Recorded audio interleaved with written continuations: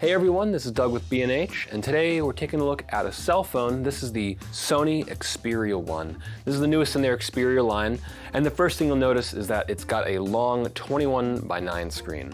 In fact, to my knowledge, this is the first 4K OLED HDR 21:9 screen on a cell phone.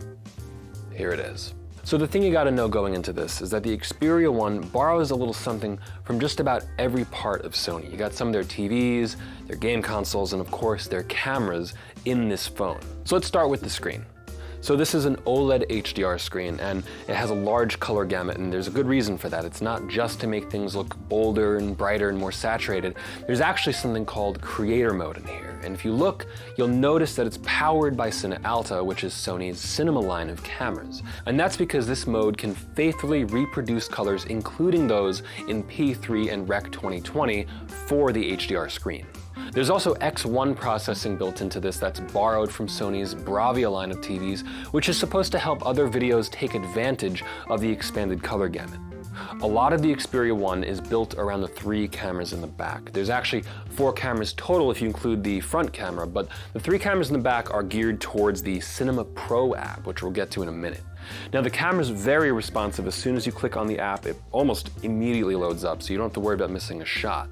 Now the cool thing about this is that the cameras all have Bion's X processing, which, you guessed it, is borrowed from the Sony Alpha line of cameras. Pretty cool. And that means you get things like raw noise reduction, IAF, which is a first in a phone like this, and also 10 FPS continuous shooting with AF and AE. There is, of course, full manual control in all the lenses, and there's Google Lens support, plus everything is optically stabilized. So moving on to the Cinema Pro app, as you can see, you open it up, and this is really cool. This is definitely aimed at filmmakers. You actually get a layout of all the camera settings, the lens settings, much like you would with a professional camera. So the Cinema Pro app is really neat because it treats the lenses on the back much like you would a lens kit in a real camera setup. You have your ultra-wide 16mm f2.4, a wide 26mm f1.6, and a normal semi-telephoto 52mm 2.4. You can change resolution from 4K to 2K, frame rate goes from 23:9:8 to 29:9:7, and you can even choose custom looks, one of which is inspired by the Sony Venice, which is one of their most advanced cameras, period.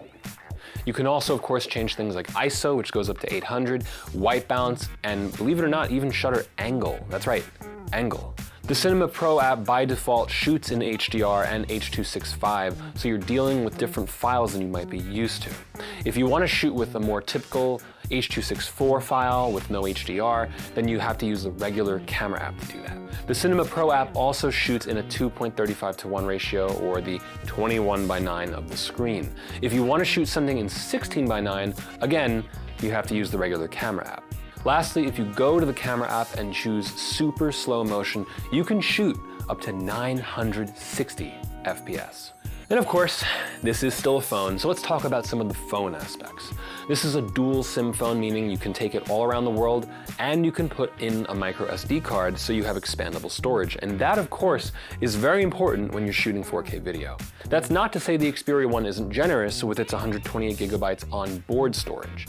It also has 6GB of RAM and a Snapdragon 855 processor. For those wondering about the operating system, this does ship with Android. It is an Android-based phone. It's version 9 Pi, so you're very up to date here. Apps can take advantage of the 21:9 screen. There's a multi-window support mode, and this can remote play from a PS4. No surprise there. So that's it for this quick look at the Sony Xperia 1.